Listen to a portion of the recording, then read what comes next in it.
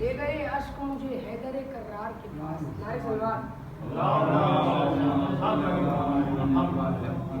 لے گئے اشک مجھے حیدر کرار کے پاس. لے گئے اشک مجھے حیدر کرار کے پاس.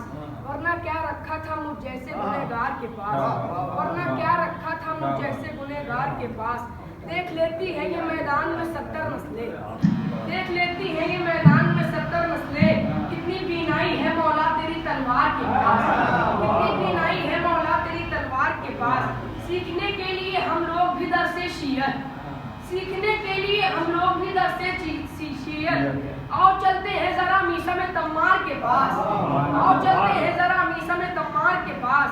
خود کو حاکم بھی سمجھتا ہے بہادر بھی یزید. خود کو حاکم بھی سمجھتا ہے بہادر بھی یزید. اور آتا بھی نہیں عابد بیمار کے پاس. اور آتا بھی نہیں عابد بیمار کے پاس. انبیاء ٹھہرے جہاں ٹھہرے محمد لیکن. انبیاء ٹھہرے جہاں ٹھہرے محمد لیکن. خود محمد رک سرور کے عزادار کے پاس. خود محمد رک سرور کے عزادار کے پاس.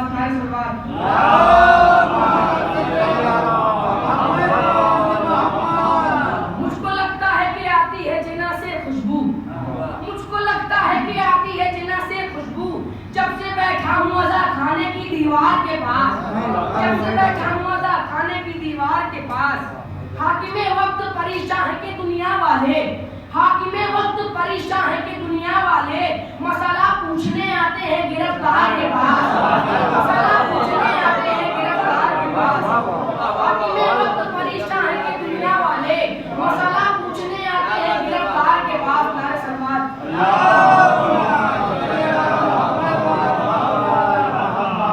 جو اپنے خیمے سے اکبر نکل کے آئے ہیں. جو اپنے خیمے سے اکبر نکل کے آئے ہیں. لگا کے جیسے پیغمبر نکل کے آئے ہیں. لگا کے جیسے پیغمبر نکل کے آئے ہیں. ہے اضطراب میں موجے کے دیکھ لے چہرہ. ہے اضطراب میں موجے کے دیکھ لے چہرہ. پدر کے ہاتھ پہ اصغر نکل کے آئے ہیں. پدر کے ہاتھ پہ اصغر نکل کے آئے ہیں. امام باڑے سے نکلے نہیں یہ ماتمدار. امام باڑے سے نکلے نہیں یہ ماتمدار. ابھی یہ خلد سے باہر نکل کے آئے ہیں. ابھی یہ خلد سے باہر نکل کے آئے ہیں. حسین جیت گئے جنگ سے پہلے. حسین جیت گئے جنگ سے پہلے. تبھی تو حر دلاور نکل کے آئے ہیں. حسین جیت گئے جنگ سے پہلے.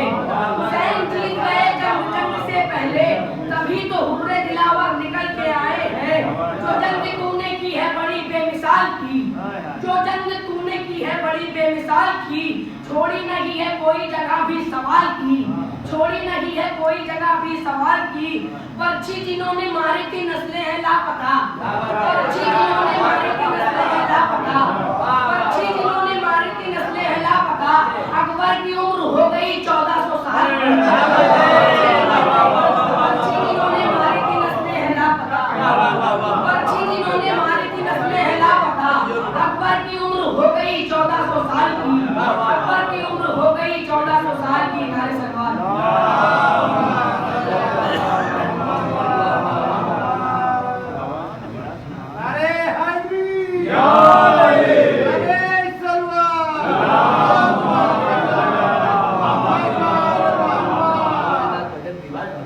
سرپرستی ہے امام زمانہ علیہ السلام. نعرہ سلوات.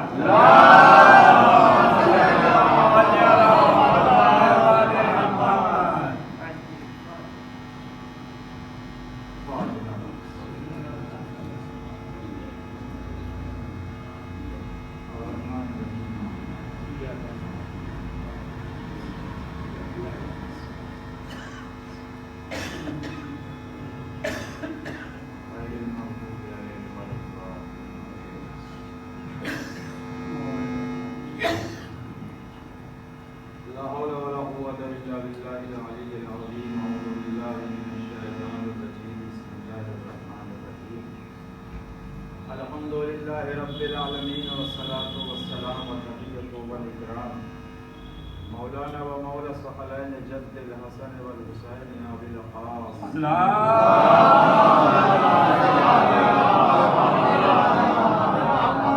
اہل بیتہ الطیبین الطاہرین المعصومین المظلومین ولعنۃ اللہ علی اعدائهم اجمعین من یومنا هذا الى قیام یوم الدین اما بعد فقد قال اللہ تبارک وتعالی فی کتابہ المحکم وهو اصدق القائلین وقوله احسن بسم اللہ الرحمن الرحیم ومن یبتغ غیر الاسلام دینا فلن يقبل منه وهو في الآخرة من الخاسرين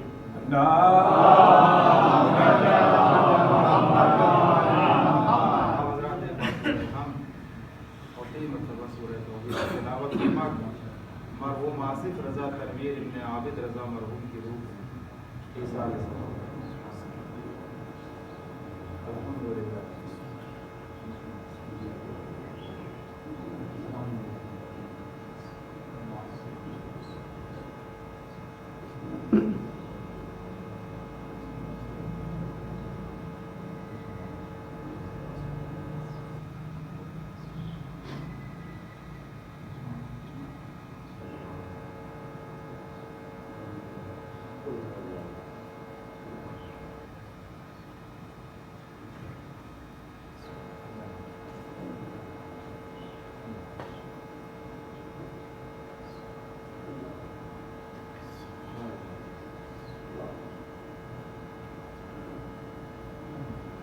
ایک درود پڑھیں آپ حضرات.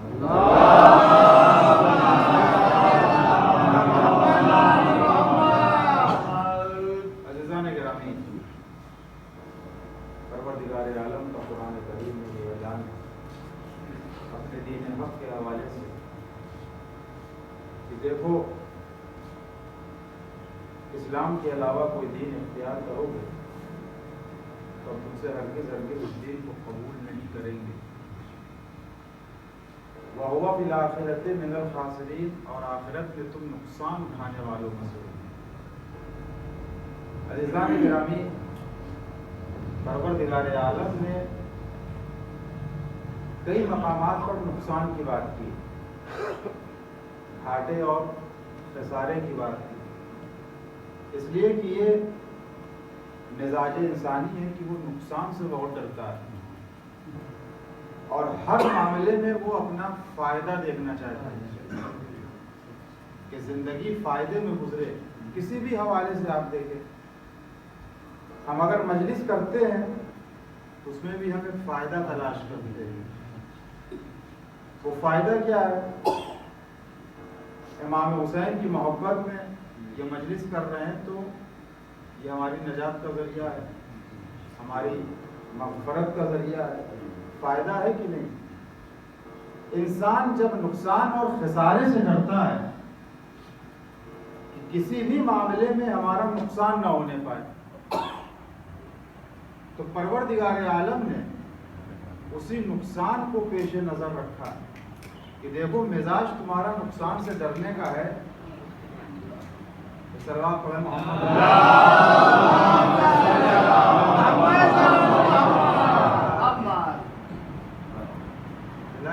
گیا. بیٹھ جاؤ. صلوات پڑھیں محمد.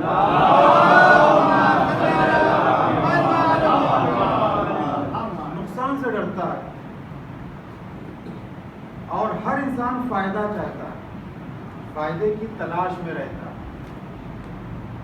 قرآن نے بھی زمانے کی قسم کھائی وَلَا تَحْزَنْ الْإِنسَانَ لَفِي خُسْرٍ. زمانے کی قسم کہ انسان نقصان میں ہے، انسان گھاٹے میں ہے، انسان خسارے میں. تو ہر انسان فائدے کی تلاش میں اور فائدے کی جستجو میں ہوتا ہے. کوئی نہیں چاہتا کہ اس کا نقصان ہو. لیکن یہ نقصان قرآن نہیں کہا کہ دنیا میں تم نقصان اٹھاؤ گے. وَهُوَ فِي الْآخِرَةِ، آخرت میں نقصان اٹھاؤ گے. اور جب آخرت میں نقصان اٹھاؤ گے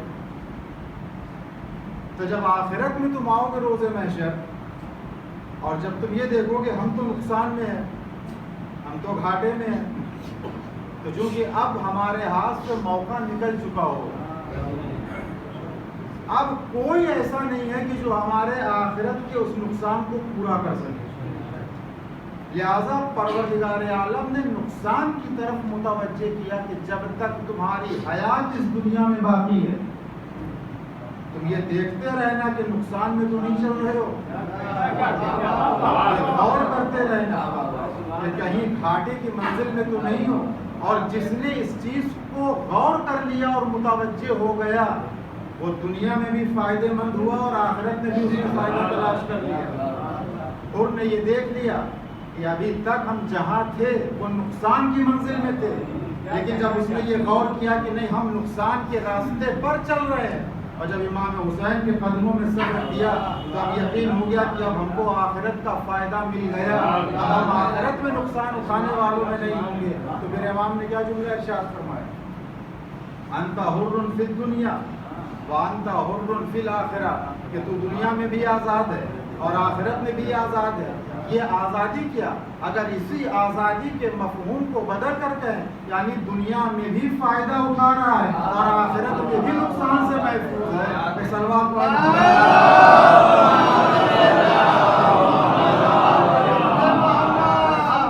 اور یقین جانیے کہ اس دنیا میں رہ کر اس دنیا کے نقصان کو پورا کیا جا سکتا ہے۔ حضرت امیر کا بڑا مشہور و معروف جملہ ہے کہ دیکھو آج تیاری کر لو کل دوڑ ہوگی، اور اگر اس دوڑ میں آگے نکل گئے تو تمہارے لیے کامیابی ہے، تمہارے لیے کامرانی ہے، تمہارے نجات کے دروازے کھلے ہوئے ہیں۔ یہ حضرت امیر کس دروازے کی بات کر رہے ہیں، کس دوڑ کی بات کر رہے ہیں؟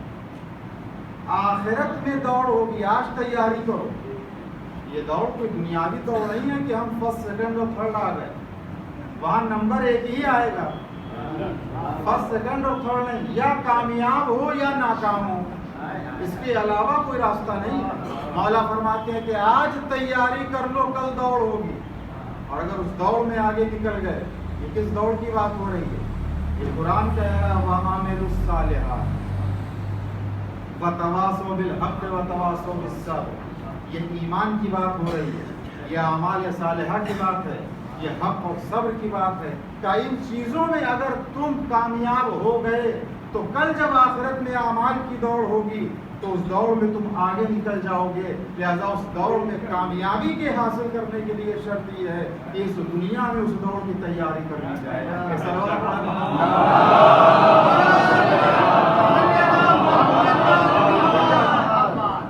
یہ آخرت کا نقصان اور آخرت کا فائدہ ہمارے اور آپ کے ہاتھ میں اختیار میں ہے کہ ہم کسی کو آخرت کا فائدہ دلاتے ہے ہمارے اختیار میں۔ پہلے ہم اپنی فکر تو کر لیں، پہلے ہم اپنی نجات کی فکر کریں۔ بندوں کے ہاتھ میں کسی کی نجات نہیں ہے۔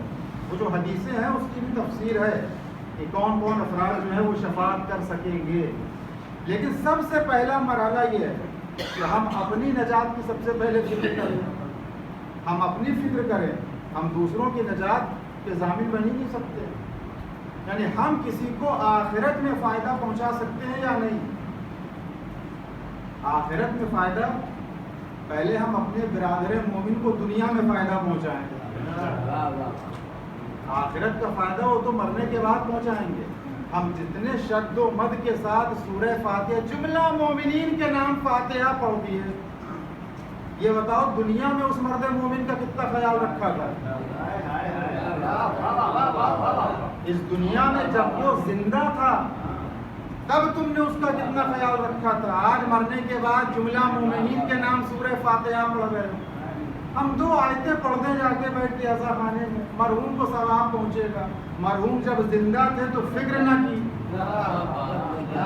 جب تک مرحوم زندہ تھے انتقال کرے گا قسم کرسی کے عالم میں، یہ 40 میں سے 5,000 میرے بھی شامل کر لیے، یہ 5,000 میرے بھی شامل کر لیجیے۔ کسی نے کہا یہ میرے شامل کر لیے، کم سے کم 40واں تو دھوم سے ہو جائے۔ ہم مرنے کے بعد چندہ لگا کے مرنے والے کا 40واں دھوم سے کرتے ہیں، لیکن زندگی میں جس قسم کرسی کے عالم میں وہ جی رہا تھا، کاش یہی پیسہ اس کی حیات میں دے دیتے تو وہ دور سے زندگی گزار لیتا۔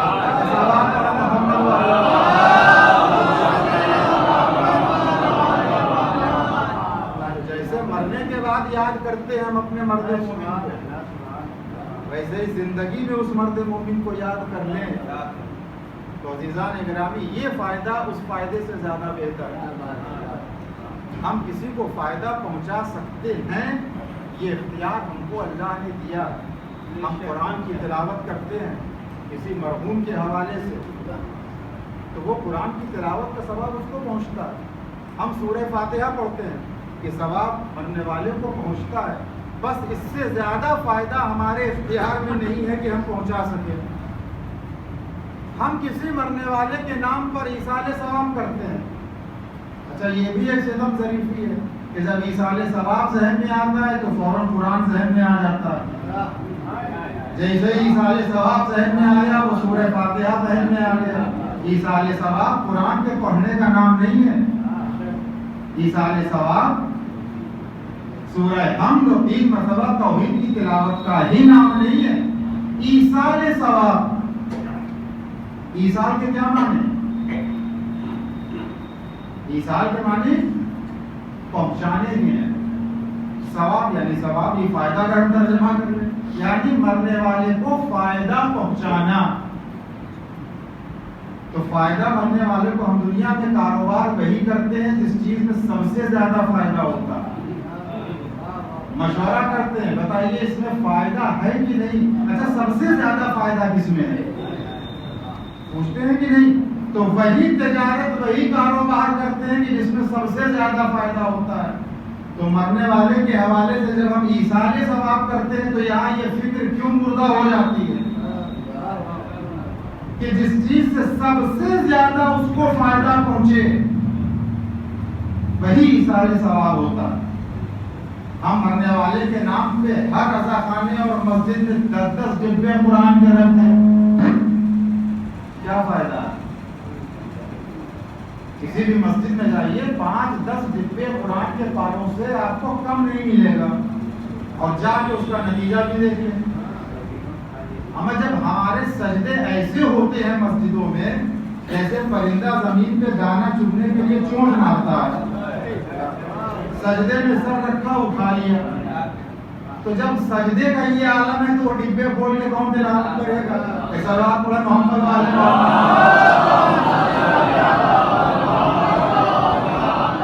لیکن قرآن رکھنے کے اوپر تنقید نہیں ہے۔ ہم نے بارہا عرض کیا کہ ہم اپنے پڑھنے کے ذمہ دار ہیں، ہم سمجھنے کے ذمہ دار کسی کے نہیں ہیں۔ ہم 10 ڈبے مسجد میں عزا خانے میں رکھ دیتے ہیں، فائدہ بتائیے؟ کئی مسجدوں کے حال تو ہم نے دیکھے ہیں کہ جالے اور گرد و غبار سے وہ ڈبے اور قرآن ہٹے ہوئے، کوئی نہیں پڑھتا۔ اتنی چھوٹی چھوٹی دعاؤں کی کتابیں مسجد میں انبار لگے ہوئے ہیں، ہم سے پوچھیے ہم مسجد کا نام بتائیں گے، کون پڑھنے والا؟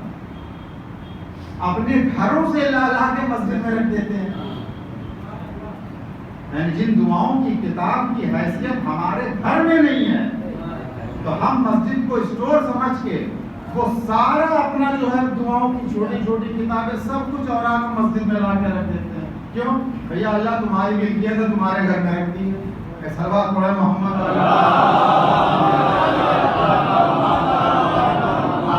لیکن ایصال ثواب سب سے زیادہ جس چیز سے فائدہ پہنچتا ہے ہمیں اس چیز کو پیش نظر رکھنا چاہیے۔ ایصال ثواب قرآن سے فائدہ پہنچتا ہے، لیکن ایصال ثواب جو علماء نے اور معصومین کی سیرت میں جو ایصال ثواب ہے وہ یہ ہے کہ مرنے والے کے نام پہ تم جتنا مخلوقات خدا کو فائدہ پہنچا سکتے ہو، خلق خدا، یا ہندو مسلمان کی کوئی قید نہیں ہے، مخلوقات پروردگار کو تم جتنا فائدہ پہنچا سکتے ہو اس سے بہتر کوئی ایصال ثواب نہیں ہے۔ اگر تم نے یہ جو ہم آتے پوچھتے ہیں کہ وہ 40 میں کیا بانٹا جائے، کوئی دعا بتا دیے، 10ویں دعا خود ہمارے گھر میں رکھی ہوئی ہے، آیت الکرسی، ناد علی اور نہ جانے کیا کیا، بھائی دیوار پہ کتنی ٹانگی جائے گی؟ دیوار پہ کتنی آیتیں کرسی ہم ٹانگیں؟ ایک گھر میں کتنی وظائف الافراد کی ضرورت ہوتی ہے؟ ہر گھر میں کم سے کم 2-4 وظائف الافراد مل ہی جائے گی. کتنی زیارتیں عاشورہ، وظائف الافراد میں زیارتیں عاشورہ موجود ہے، الگ سے کتابچہ بانٹے. اگر ضرورت ہے تو بانٹنے میں اور تقسیم کرنے میں کوئی حرج نہیں ہے، لیکن دیکھنا یہ ہے کہ ایثار ثواب جب ہم کریں تو آخر سماج اور معاشرے میں کس چیز کی ضرورت ہے. ثواب پڑھے محمد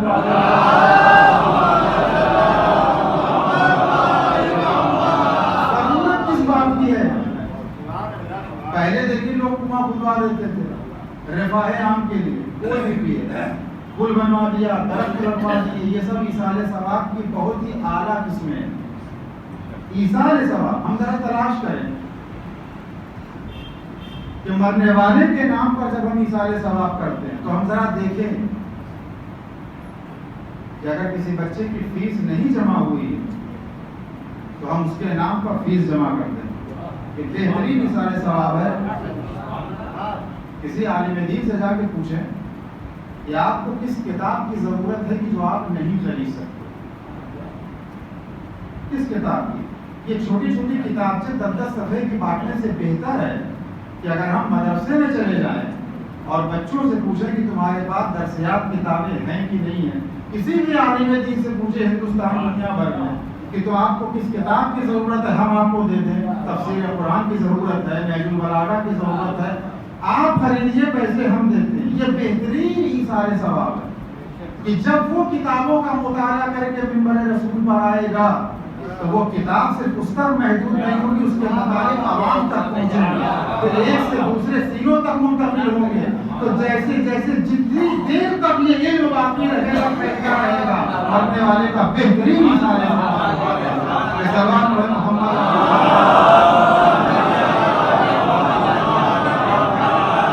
لیکن مسئلہ یہ ہے سب سے زیادہ کہ اگر ہم کسی عالم دین کے کمرے اس کے حجرے میں چلے گئے، آپ کو کس چیز کی ضرورت ہے، تو یہ وہ بیچارہ عالم دین جانتا ہے، ہم جانتے ہیں. آپ کو کیسے پتہ چلے گا؟ قوم کو کیسے پتہ چلے گا کہ ابا کے 40 میں ہم نے 1000 کتابیں بانٹی؟ قوم کو کیسے پتہ چلے گا کہ ہم نے 40واں دھوم سے کیا ہے؟ یہ جو لفظ دھوم آ جاتا ہے، پروردگار اس لفظ دھوم پہ لعنت کرے. ایک درود پڑھے محمد.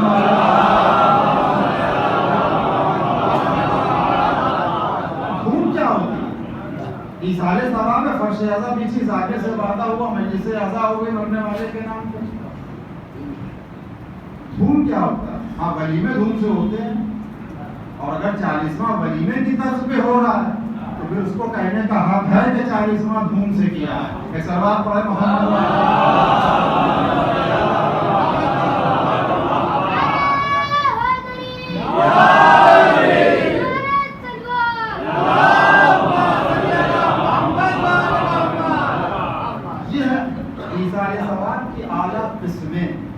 اگر ہم ان چیزوں پر متوجہ ہیں تو ذرا ہم سوچیں کہ ہمارے مرحوم کو کس چیز کی ضرورت ہے. ہم دنیا میں اپنے بچوں کو دیکھ کے بیٹا کس چیز کی ضرورت ہے باپ پہچان لیتا ہے، اللہ کو وہ چیزیں مانگنے سے پہلے رکھ دے گا. تو کم سے کم ہم یہ تو سوچیں کہ جو اس دنیا سے چلا گیا اس کو سب سے زیادہ فائدہ کس عمل سے پہنچے گا.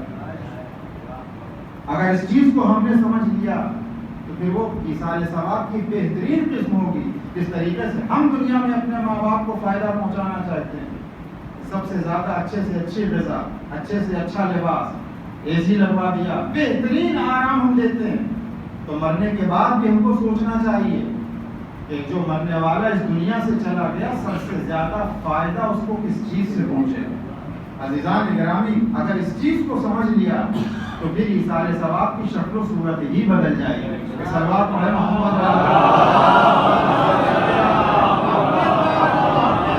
آپ دیکھیں کہ ہم نقصان سے ڈرتے ہیں، فائدہ چاہتے ہیں، تو ہم مرنے والے کو فائدہ بس انہی صورتوں میں پہنچا سکتے ہیں، اور کوئی صورت ہمارے پاس نہیں ہے کہ ہم فائدہ پہنچا سکیں.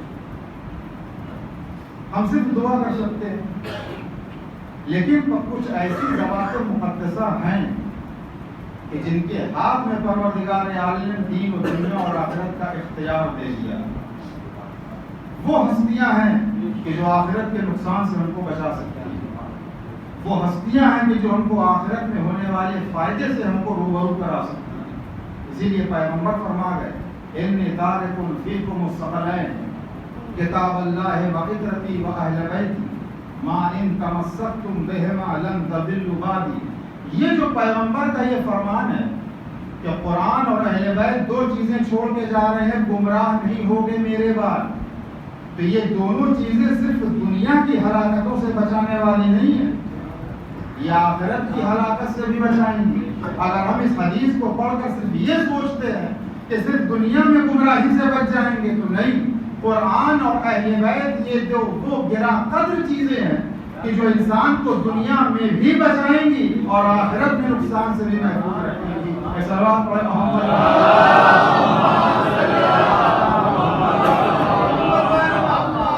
گرامی۔ تو ضرورت اس بات کی ہے کہ ہم اپنے ہونے والے اس نقصان کو پہچان لیں اور جس چیز سے ہم کو سب سے زیادہ فائدہ پہنچنے والا ہے اس چیز کو ہم پیش نظر رکھتے ہیں۔ یہ آیے کریمہ کہ وَمَن يَبْتَغِ غَيْرَ الْإِسْلَامِ دِينًا فَلَن يُقْبَلَ مِنْهُ وَهُوَ فِي الْآخِرَةِ مِنَ الْخَاسِرِينَ کہ اسلام کے علاوہ کوئی دین اختیار کرو گے تو تم سے ہرگز ہم قبول نہ کریں گے اور آخرت میں نقصان اٹھانے والوں میں سے ہو۔ دنیا میں تم آزاد ہو، پروردگار عالم نے ہم کو دنیا میں آزاد رکھا، کسی قسم کا کوئی دباؤ نہیں ہے، جو چاہیں انجام دیں۔ دنیا میں ہماری آنکھیں آزاد ہیں، جو چاہے دیکھیں، چاہے جیسا دیکھیں۔ ہمارے کان آزاد ہیں، چاہے جیسا سنیں، حلال سنیں یا حرام سنیں، یہ اختیار ہے۔ یہ دونوں ہاتھ آزاد ہیں، چاہے مالے حلال تک چلے جائیں، چاہے مالے حرام تک چلے جائیں، کوئی بھی فرشتہ آ کر ہاتھ پکڑنے والا نہیں ہے۔ یہ دونوں پیر ہیں، چاہے جہاں چلے جائیں۔ اور پھر اس جسم میں اعضاء و جوارح میں سب سے زیادہ آزاد جو حصہ ہے وہ ہے یہ جسے ہم زبان کہتے ہیں۔ صلوات پڑھیں محمد۔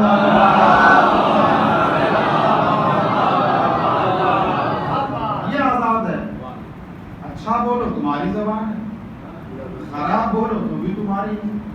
تو جب میری بارگاہ میں آؤ گے تب ہم ایک ایک حصے کا حساب لیں گے، ان کانوں کا بھی حساب ہوگا، اس زبان کا حساب ہوگا، اس آنکھوں کا حساب ہوگا، ہاتھ اور پیروں کا بھی حساب ہوگا، حتیٰ کہ جو دل ہے جو سوچتے ہو اس کا بھی حساب ہوگا۔ کہ جو ہم نے تم کو فکر دی ہے، ذہن دیا ہے، چاہے جیسی فکر رکھو، گندی فکر ہے تمہاری ہے، اچھی فکر ہے تو تمہاری ہے، اس کا بھی ہم حساب لیں گے۔ ہم نے اس چیز کو، یہ نعمت الہی ہے، ہم نے ان چیزوں کو تمہارے حوالے کیا تو میری نعمتوں کا استعمال تم نے کس طریقے سے کیا۔ اور یہی وجہ ہے عزیزان گرامی، جو اس پورے اعضاء و جوارح میں اللہ نے جس چیز اور جس حصے میں گویائی رکھی ہے وہ صرف یہی زبان ہے، ایک گوشت کا ٹکڑا۔ ورنہ ہاتھ بولتے ہیں نہیں، آنکھیں بولتی ہیں، ہاتھ اور پیر نہیں بولتے۔ پورے اعضاء و جوارح میں زبان سے زیادہ طاقتور انسان کا ذہن ہوتا ہے یہ فکر، یہی دماغ جو بڑی سے بڑی ٹیکنالوجی کو وجود میں لے آتا ہے۔ آدمی اگر گونگا ہے تو ایسا تو ہے نہیں کہ وہ پڑھ لکھ نہیں سکتا، وہ انجینئر نہیں بن سکتا، وہ ڈاکٹر نہیں بن سکتا، وہ عالم دین نہیں بن سکتا ہے نہیں، زبان سے نہیں بول سکتا۔ تو سب سے زیادہ طاقتور یہ دماغ ہے، لیکن اللہ نے اس میں بھی گویائی نہیں رکھی ہے۔ پورے جسم میں جس حصے میں گویائی ہے وہ یہ زبان، روز محشر پروردگار اسی زبان پر مہر لگائے گا۔ اور دنیا میں بولتی تھی، یہاں بولنے کی اجازت نہیں ہے، یہ گویائی اللہ سلب کر لے گا۔ پروردگار جب زبان بولنے والی تھی وہی نہیں بول رہی ہے تو اب کیا ہوگا؟ آپ فکر کیوں کرتے ہو؟ اگر ہم زبان میں گویائی دے سکتے ہیں تو پیروں میں بھی گویائی دے سکتے ہیں۔ جب زبان میں ہم بولنے کی طاقت دے سکتے ہیں تو تمہارے ہاتھوں میں بھی ہم بولنے کی طاقت دے سکتے ہیں۔ اور یہی وجہ ہے کہ قرآن کہہ رہا ہے کہ زبان خاموش ہوگی یہ ہاتھ بولے گا، زبان خاموش ہوگی یہ پیر تمہارے اعمال کی گواہی دیں گے۔ صلوات پڑھیں محمد۔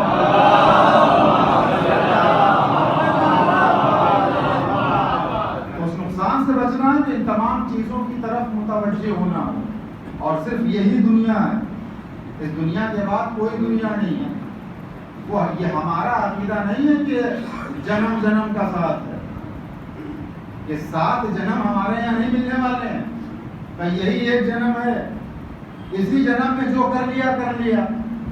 یہ ان کا عقیدہ ہے آوازمن کا کہ اچھے کام کیے ہیں تو اچھی صورت میں اگلے جنم میں پیدا ہوگا، برے کام کیے ہیں تو حیوانوں اور جنگلی جانوروں کی صورت میں پیدا ہوگا۔ ہمارے یہاں بھی ہے، مگر وہ تھوڑے سے فرق کے ساتھ، تھوڑے سے فرق کے ساتھ ہے۔ جنم نہیں ہے کہ 7 جنم ہوں گے۔ یہ وجہ آپ دیکھیں اہل حنوت کی طلاق نام کی کوئی چیز نہیں ہے، نکاح ہے طلاق نہیں ہے۔ ہمارے یہاں نکاح بھی ہے طلاق بھی ہے، اس لیے کہ جنموں کا ساتھی نہیں ہے کہ سلوات پڑھے یہاں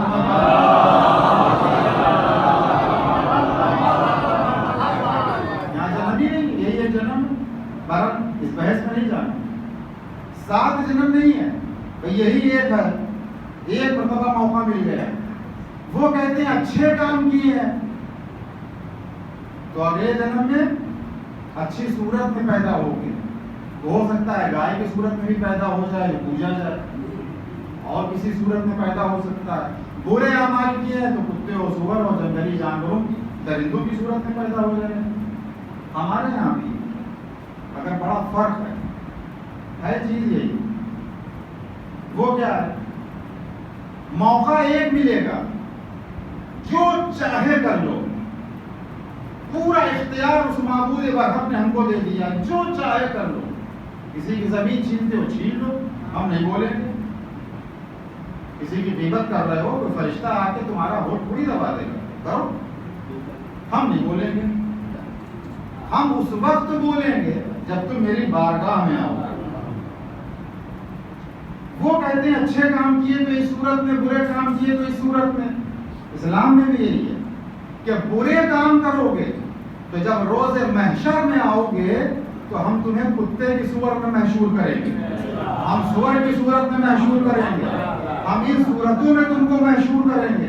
اچھے کام کرو گے تو ایسی خوشبو تمہارے بدن میں پیدا کر دیں گے کہ روز محشر آدم سے لے کے خاتم تک، خاتم سے لے کے قائم تک جتنے افراد ہوں گے اس خوشبو کا جب احساس کریں گے تو رشک کریں گے، آخر یہ کون سا نیک انسان ہے، اس نے کون سا عمل انجام دیا کہ اس کی خوشبو سے پورا عالم محشر معطر ہو گیا ہے۔ ایک درود پڑھیں محمد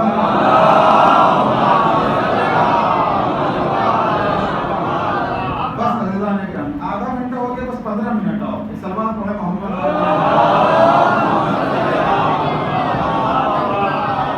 موقع بس ایک ملے گا، یہ دنیا آخری موقع ہے، اسی لیے اس دنیا کو دارالعمل کہتے ہیں، یہ عمل کا گھر ہے، اور اس دنیا کو دارالآخرہ کہتے ہیں، دارالجزا کہتے ہیں۔ یہاں ہم عمل انجام دیں گے، اس دنیا میں ہم اپنے اس عمل کی یا جزا پائیں گے یا سزا پائیں گے، اس کے علاوہ اور کچھ ملنے والا نہیں۔ درود پڑھیں محمد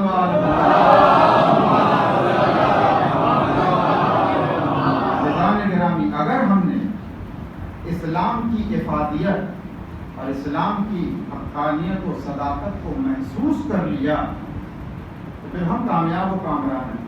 اس لیے کہ جو کسی چیز کی اہمیت اور اس کے فوائد کو سمجھ لیتا ہے، ہم اپنے بچے سے کیوں کہتے ہیں کہ ناراض ہوتے ہیں اگر کوئی بچہ کمسنی کے عالم میں سگریٹ پیتے باپ دیکھ لے تو منع کیوں کرتا ہے؟ سگریٹ حرام تو نہیں، مکروہات میں سے ہو ہے، لیکن منع کرتا ہے، کیوں؟ اس لیے کہ اب اس سے آگے نہ بڑھنے پائے، ابھی یہ عمل صحیح نہیں ہے۔ بچہ شرارت کرتا ہے، منع کرتے ہیں کہ اس عمل سے باز رہو ورنہ چوٹ لگ جائے گی، نقصان اٹھاؤ۔ بچہ اگر جب سمجھدار ہو جاتا ہے تو پھر اس عمل سے پرہیز کرتا ہے۔ لیکن چھوٹے بچے ہوتے ہیں، وہ کیچڑ میں بھی کھیل رہے ہیں، مٹی میں بھی کھیل رہے ہیں، ان کو اس کے فائدے اور نقصان کے بارے میں کچھ خبر نہیں ہوتی۔ لیکن یہی بچہ جب منزل شعور پر آتا ہے تو اب مجال ہے کہ نالی میں اپنا پیر ڈال دے، اب مجال ہے کہ کیچڑ میں جان بوجھ کر چلا جائے۔ کیوں؟ اس لیے کہ اب وہ اس کے نقصان سے باخبر ہے، اب وہ جانتا ہے کہ یہاں جانے سے ہمارا نقصان کیا ہوگا۔ تو اگر ہم اسلام اور دین کی حقیقت اور اہمیت کو سمجھتے ہیں تو ہم ان چیزوں کو اختیار کر لیں گے اور یہ احساس پیدا ہو جائے گا کہ ان چیزوں سے ہم کو کیا فائدہ پہنچ سکتا ہے۔ عزیزان گرامی، اگر ہم دور جاہلیت کا جائزہ اگر ہم لیں کہ دور جاہلیت میں مذہب کی کیا حقیقت اور اہمیت تھی، دامن وقت تنگ ہے، مجلس پرانی ہو جائے گی انشاءاللہ پھر کبھی، کہ دور جاہلیت میں مذہب کی حیثیت کیا تھی، یہ بھی ایک الگ موضوع ہے۔ دور جاہلیت میں دین کیا تھا، کوئی دین تھا کہ نہیں تھا، کسی مذہب کے پابند تھے کہ نہیں تھے، کوئی قانون کو شریعت تھی کہ نہیں، کہ جیسے چاہتے تھے زندگی گزارتے تھے۔ اگر ہم اس دور جاہلیت میں زندگی گزارنے والے افراد کی زندگی کا جائزہ لیں اور پھر اپنے اسلام کی کہ جو دین نے حیات کا طریقہ جینے کا طریقہ سکھایا ہے، ان دونوں حیات کا اگر ہم مقایسہ کریں تو ہم ہر روز سجدہ شکر ادا کریں گے کہ پروردگار تیرا شکر ہے کہ تو نے اس اچھے دین کے ذریعے سے ہم کو انسان بنا دیا ہے۔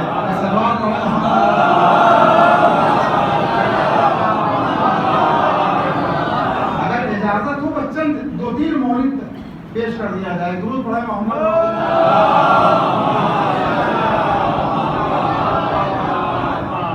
دور جاہلیت میں مذہب کے تصور سے لوگ ناواقف تھے کہ دین کیا ہوتا ہے، مذہب کیا ہوتا ہے، اور پھر اس تاریخ کو پڑھنے کے بعد پھر نبی کریم کی زحمتوں کا اندازہ ہوگا ہم کو کہ رسول خدا نے کن بدوؤں کو، کن جانوروں کو نبی کریم نے اپنی محنت اور مشقت سے انسان بنایا۔ اما ہم اپنے گھر کے ایک بے نمازی کو نمازی نہیں بنا سکتے، اپنے گھر میں ایک انسان، ایک جوان نماز نہیں پڑھتا ہے، ہم اس کو نمازی نہیں بنا سکتے، اور کئی دیے نماز پڑھنے تو بے صاحبزادے ناراض ہو جاتے ہیں، کھانا چھوڑ دیں گے۔ تو ہم اپنے گھر میں بھی جو مسلمان ہیں اس مسلمان کو ہم مسلمان نہیں بنا پا رہے ہیں، اور نبی ان جانوروں، ان حیوانوں کو مسلمان بنا رہے ہیں۔ کتنی زحمتوں کا سامنا کرنا پڑا نبی کریم کو، آپ خالی سن لیں چند مولد تو اندازہ ہو جائے گا کہ نبی کریم نے کتنی محنت اور مشقت کے ساتھ ان حیوانوں کو انسان بنایا، پھر ان انسانوں کو مسلمان بنایا۔ ضرور پڑھیں محمد۔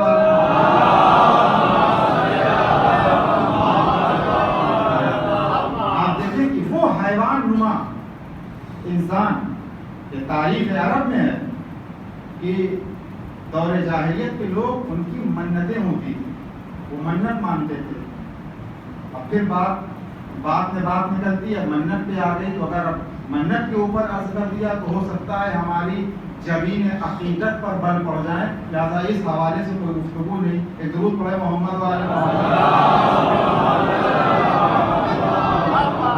یہ تو بڑی ستم ظریفی ہے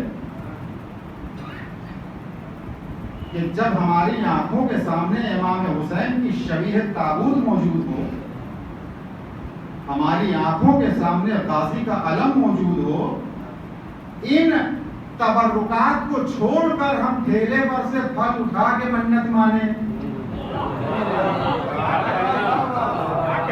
تو اب اس سے بڑی ہماری جہالت کا عالم کیا ہوگا؟ سلوات پڑھیں محمد۔ اور اس پر بھی ستم یہ ہے کہ وہ اٹھا کے تو ہم نے کھا لیا، اب چڑھائیں گے تو چاندی کا چڑھائیں گے۔ یہ تجارت کس نے سکھائی ہے؟ امام حسین ایسی تجارت کو پسند نہیں کرتے۔ منت مانو 2 کلو کھا لو ٹھیلے پر سے، لیکن منت مانو کہ پوری ہو گئی تو کسی بیمار کو ہم 10 کلو سیب جا کے دیں گے، کسی مریض کے گھر میں ہم جا کے دیں گے، کوئی بیمار ہوگا، سیب 200 روپے کلو ہے، ہم کسی ایسے مستحق تک پہنچائیں گے کہ جو خرید نہیں سکتا ہے۔ یہ منت اگر مان لی ہے تو سارے ممبر کہہ رہے ہیں اس منت سے جلدی یہ منت قبول نہ ہو جائے تو نہیں۔ محمد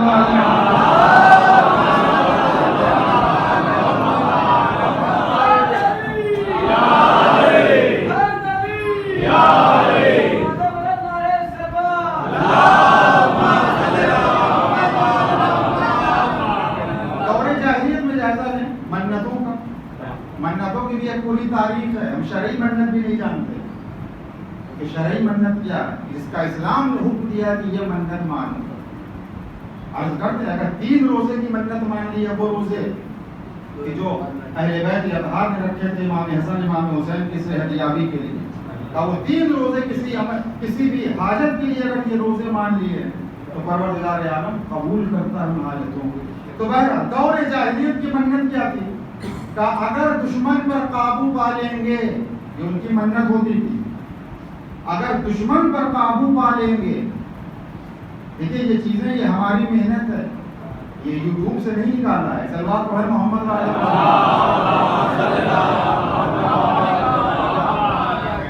یہ محنت ہے۔ وہ منت مانتے تھے، وہ کیا منت ہوتی تھی؟ کہتے تھے اگر دشمن پر قابو پا لیا تو اس کو قتل کریں گے، اس کے سر کو قلم کریں گے، سر کے گوشت کو صاف کریں گے، اس کو سکھائیں گے اور اس کی کھوپڑی میں شراب پئیں گے۔ یہ تاریخ عرب میں دیکھیے، یہ منتیں ہوتی تھی۔ ہم کو اس منت سے اعتراض نہیں ہوتا، دور جاہلیت کی تھی۔ اس منت کو ماننے والا اس منت کو پڑھنے کے بعد اندازہ ہوتا ہے کہ وہ کتنے پتھر دل ہوتے، ان کی شقاوت کس منزل پر ہوتی تھی۔ بس اس سے زیادہ عرض نہیں کرنا۔ اب ہم سوچیں کہ جو دل کی سختی کی اس منزل پر ہوں، پیغمبر اس کو نمازی بنا دے، نبی کریم اس کو مسلمان بنا دے، ایسا انسان مسلمان بن کے دوسروں کے ساتھ حسن سلوک کرنے لگے، تو ہم سوچیں کہ نبی کریم نے کتنی محنت کی ہوگی ایسے حیوانوں اور درندوں کو انسان بنانے میں اور پھر ان کو مسلمان بنانے میں۔ صلوات پڑھیں محمد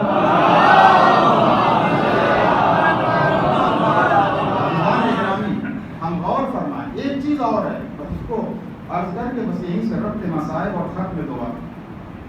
ہم دیکھیے واقعات کربلا ہر ذاکر بیان کرتا ہے، انجمنیں جاتی ہیں، نوحہ خان ہے، مرثیہ خان ہے۔ کبھی ایک وقت تھا کہ ذاکری کا کوئی وجود نہیں تھا، مرثیہ پڑھے جاتے تھے۔ مرثیہ کی زینت جب کم ہوئی تو ذاکری کا دور شروع ہوا۔ تب ذاکری کی کوئی کتابیں تو تھی نہیں۔ ذاکر جب مصائب پڑھتا تھا تو انہیں مرثیوں سے مصائب نکال کے نظم سے مرثیے مصائب نکلتے تھے اور نظم میں پڑھے جاتے تھے۔ اب جو مرثیے ہیں، ظاہر سی بات ہے کہ یہ کوئی امام وقت کا کلام تو ہے نہیں، کہ شاعر کا خیال ہے، تخیل ہے، میرانیز ہوں، دبیر صاحب ہوں، کوئی بھی شاعر ہو جو مرثیہ کہتا ہے، اس نے اپنے خیال سے ان مصائب کو رقم کیا، ان مرثیوں سے مصائب نکلے اور ہم نے پڑھنا شروع کیا۔ جب ذاکری کا دور آیا اور کتابیں وجود میں آئیں، عربی سے فارسی میں ترجمہ ہوئی، فارسی سے اردو زبان میں ترجمہ ہوئی، تب وہ حقیقتیں سامنے آئیں، لیکن تب تک بہت دیر ہو چکی تھی۔ ضعیف روایتوں کا ایک مجمع لگ چکا تھا اور وہ ضعیف روایتیں مصائب میں پڑھی جاتی تھیں، بڑے شد و مت کے ساتھ مصائب کی روایتیں پڑھی جاتی ہیں، نہیں معلوم کو کٹری والا مصائب کون لے کے آیا ہے۔ عرض کیا تھا گزشتہ مجالس میں کہ جائز مقصد تک پہنچنے کے لیے وسیلہ بھی جائز ہونا چاہیے۔ جائز مقصد تک پہنچنے کے لیے وسیلہ بھی جائز ہونا چاہیے۔ مومن کو خوش کرنا کیا بڑا ثواب ہے، مومن کو خوش کرنا ثواب ہے، تو کیا ہم کسی کی غیبت کر کے اس کو خوش کر دیں؟ جائز مقصد تک پہنچنے کے لیے وسیلہ بھی جائز ہونا چاہیے۔ تو اگر امام حسین کے غم میں ہم کو رلانا ہے اور جائز مقصد تک پہنچنا ہے تو وسیلہ بھی جائز ہونا چاہیے۔ یہ ضعیف روایتیں اور گڑھی ہوئی روایتیں مصائب کی، ان روایتوں کو پڑھ کے ہم رو دیتے ہیں اور پھر کیا کہتے ہیں؟ مولانا نقصان کیا ہے؟ آنکھوں سے آنسو ہی تو نکل رہے ہیں، رو ہی تو رہا ہے مصیبتوں پہ۔ یہ امام حسین کے ہدف پر، ان کے مقصد پر ایک کاری ضرب ہے، رو ہی تو رہے ہیں۔ عرض کیا تھا پھر بات تو رہا ہے، رو ہی تو رہے ہیں۔ آپ کو نہیں معلوم؟ ان آنسوؤں کی قیمت تو انبیاء بھی نہیں لگا سکتے۔ میں نے کہا بالکل ٹھیک کہہ رہے ہیں، نہیں لگا سکتے۔ صرف بیوی دو عالم ہے جو ان آنسوؤں کی قیمت بھرپور ادا کریں گی، ورنہ کوئی نبی نہیں خرید سکتا ہے۔ روز محشر یہ آنسو موتیوں میں تبدیل ہو جائیں گے۔ بالکل تبدیل ہوں گے، لیکن اتنا یاد رکھیے موتی سچے بھی ہوتے ہیں، موتی جھوٹے بھی ہوتے ہیں۔ सलवात पढ़े मोहम्मद वाले। अब इख्तियार हमारा है, हम इन आंसुओं को सच्चे मोती में तब्दील करना चाहते हैं या झूठे मोती में, आर्टिफिशियल मोती में। अज़ीज़ान गिरामी, वाक़यात करबला में तहरीफ की गई है और आयतुल्लाह मुताहिरी ने लिखा कि सबसे ज्यादा जिस कौम ने तहरीफ की है वो है यहूदी, वो है यहूदी। आज़ादारी का मकसद और हदफ क्या होना चाहिए? अगर मजमा कम है, मजलिस बैठ गए, हम मजलिस की कामयाबी को मजमे की कसरत पर मुनहसर करते हैं कि जितना ज्यादा मजमा होगा उतना ही कामयाब मजलिस होगी। नौहा खान तरह तरह की एक्टिंग करके नौहा पढ़ेगा, कभी दाएं करवट कभी बाएं करवट, कभी जमीन छुएगा कभी आसमान छुएगा, ये सारी एक्टिंग नौहा खान करेगा और उसके बाद हम समझेंगे कि ये चीज जो है ये मकसद आज़ादारी, हदफ आज़ादारी है। दुरूद पढ़े मोहम्मद वाले। और अगर ये चीज ना हुई तो कहेंगे कि नौहे में मजा नहीं आया। नौहा खान अगर पढ़ते पढ़ते बेहोश हो जाए, जाकिर मसाइल पढ़ते पढ़ते मजमा गश खा जाए तो हम समझते हैं कि मजलिस बड़ी कामयाब हो गई। अज़ीज़ान गिरामी, मजलिस की कामयाबी ना मजमे की कसरत पे है, मजलिस की कामयाबी का जो जरिया है वो इन तमाम चीज़ों पर मुनहसिर नहीं है। मकसद आज़ादारी जो है, कि आज़ादारी का जो सबसे अहम मकसद है वो ये है हकीकत को पहचान लेना। अगर हकीकत शनासी आ गई और अगर दीन शनासी पैदा हो गई तो वो मजलिस कामयाब है, अगर वो 10 मिनट की ही मजलिस क्यों ना हुई, वो 2 घंटे की मजलिस पर भारी होती है। फिर इस मजलिस से हम अपने दीन से, अपने अकीदे से करीब हो गए। अज़ीज़ान गिरामी, अंजुमनें बाहर जाती हैं, बात तल्ख और कड़वी जरूर है मगर हकीकत है, लोग बयान करते हैं। अंजुमन बाहर जा रही है तो ये जो अंजुमन जा रही है सियाह लिबास में, ये कौन लोग जा रहे हैं? ये इमाम हुसैन के अज़ादार जा रहे हैं कि नहीं जा रहे? लेकिन अल्लाह अकबर, जब अंजुमन जाती है तो हम गंदे मजाक भी कर रहे हैं, हम जा रहे हैं एक दूसरे का इस्तेहज़ा कर रहे हैं, हम जा रहे हैं मजाक उड़ा रहे हैं। यहाँ तक लोगों ने खुद बयान किया है कि मौलाना गालियां तक फुहुश। अल्लाह अकबर, ये हुसैन के अज़ादार जा रहे हैं मातम करने, पैगाम करबला पहुंचाने, एक शहर से दूसरे शहर। हम पैगाम करबला अपने नफ्स को तो तुम सुना ना पाए, पैगाम करबला अपने नफ्स को नहीं सुना पाए तो दूसरे शहरों में जाके, दूसरे बस्तियों में जाके पैगाम करबला सुनाओ।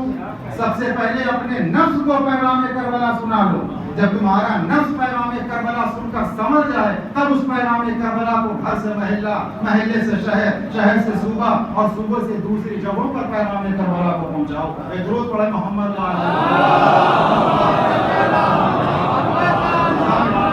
बस वक्त तमाम हो गया, बहुत सी बातें रह गई। इंशाअल्लाह फिर कभी किसी मजलिस में अगर मौका फराहम हुआ तो तहरीफात करबला के उन्वान से इंशाअल्लाह वो बातें अर्ज करेंगे कि करबला में क्या क्या तहरीफ हुआ और यहूदियों ने किन किन चीज़ों को तहरीफ करके करबला की सूरत को मस्त करने की कोशिश की। ये हमारी जिम्मेदारी है कि हम करबला का चेहरा तब्दील न होने दें। किसकी जिम्मेदारी? इमाम ज़मान पर्दे गैब में। ये हमारी और आपकी जिम्मेदारी है, ये नौहा खान की जिम्मेदारी, वसिया खान की जिम्मेदारी, ये जाकिरीन की जिम्मेदारी है। लेकिन वो जाकिरीन कि जो जाकिर हो ताजिर ना हो, जो जाकिर हो ताजिर ना हो। और अगर तिजारत करेगा जाकिर, इतना लेंगे तो पढ़ेंगे तो यकीन जानिए कि वो सही मानों में पैगाम करबला नहीं पहुंचा पाएगा। इसलिए कि तिजारत का एक उसूल है कि मार्केट में वही चीज बेची जाती है जो सबसे ज्यादा बिकती है। जब जाकिर ताजिर बन जाएगा तो फिर बात वही घूम फिर के आएगी कि उन्हीं रिवायतों को पढ़ेगा कि जिससे मजमा उठेगा, जिससे नारे हैदरी लगेगी। लिहाजा जाकिर अगर ताजिर बन गया, देखिए हदिया लेना कोई जुर्म नहीं है। मासूमीन ने हजरत देवल खुदाई ने मसीहा पढ़ा, इमाम ने सोने के सिक्कों की थैली दे दी, लेकिन देवल ने तय नहीं किया इतना लेंगे तो पढ़ेंगे, ये गलत है। کل کانپور سے ایک فون آیا کہ مولانا آپ کو فلاں تاریخ میں ایک مجلس پڑھنی ہے. میں کہا ٹھیک. آپ کا نذرانہ عقیدت کیا ہوگا؟ میں نے کہا جب آپ نے عقیدت کہہ دیا تو نذرانے کی بات ہی ختم ہو گئی. تو کہنے لگے نہیں مولانا, کل لکھنؤ کے ذاکر کو فون کیا, انہوں نے کہا 10,000 سے کم پہ ہم پڑھتے ہی نہیں, ہم پڑھتے ہی نہیں. کل شک کی بات. تو ہم نے کہا بھائی وہ ان کی بات ہے لیکن ہم کسرے ساز نہیں ہیں, ہم کسرے ساز نہیں ہیں کہ ہم نقد کا سودا کریں گے, ادھار کے سودے کو کینسل کر دیں گے. صلوات پڑھیں محمد.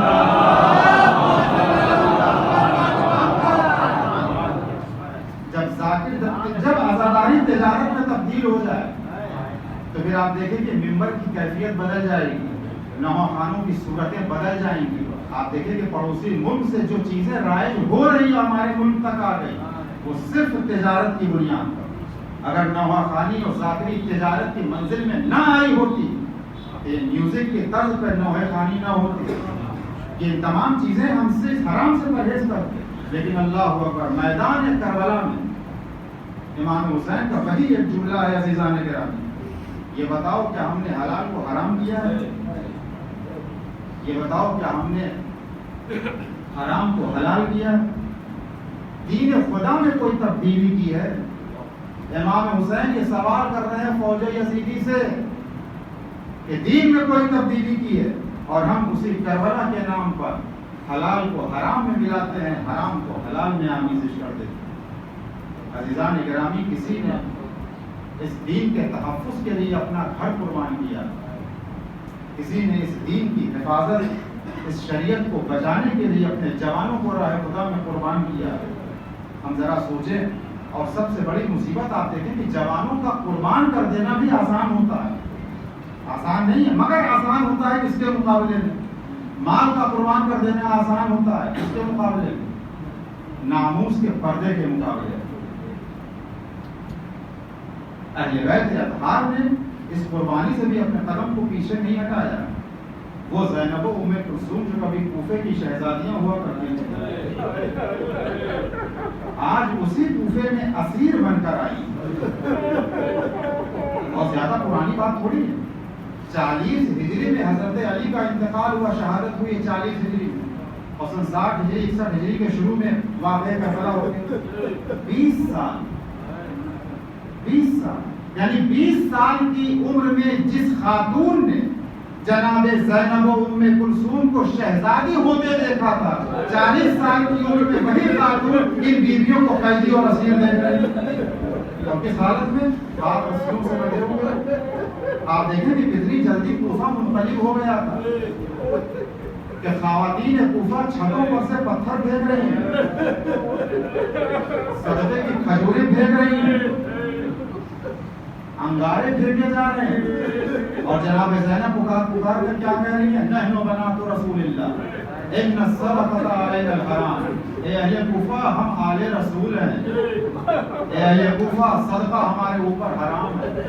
اللہ اکبر. یہ بیویاں اپنا تعارف کرا رہی ہیں. کوفے کا بازار سر کر لیا, ابن زیاد کے دربار کو فتح کر لیا, شام کا بازار آیا. یہی وہ سرزمین شام ہے جو حضرات زیارت پہ گئے ہیں, ان کے دل میں بڑی آرزو ہوتی ہے کہ ہم یزید کا دربار دیکھیں اور شام کا بازار دیکھیں. جو دیکھ کر آئے ہیں ان سے پوچھئے کہ شام کے بازار میں, کہ وہی وہ بازار تھا کہ جہاں یہ اہل حرم 3 دن تک اس بازار میں کھڑے ہوئے تھے. 3 دن تک اتنا مجمع, اتنا جمع غفیر تھا کہ اللہ اکبر کہ اہل بیت حرم کے قافلے کو راستہ نہیں مل رہا. 3 دن تک یہ قافلہ شام کے بازار میں تھا. 3 دن تک. اللہ اکبر. یہ کوئی معمولی بات نہیں ہے. اور پھر اس کے بعد آپ دیکھیں کہ یزید کا دربار آیا اور وہ شام کا زندان آیا. بس عزیزان گرامی, ختم کر دی میں. یہ وہی شام کا زندان ہے کہ جہاں جس زندان پر نہ چھت تھی اور نہ کسی سائے کا انتظام نہیں. ہاں ایک دیوار تھی جس کا سایہ تھا. تاریخ مقاتل میں ہے کہ یہ بیویاں جب آفتاب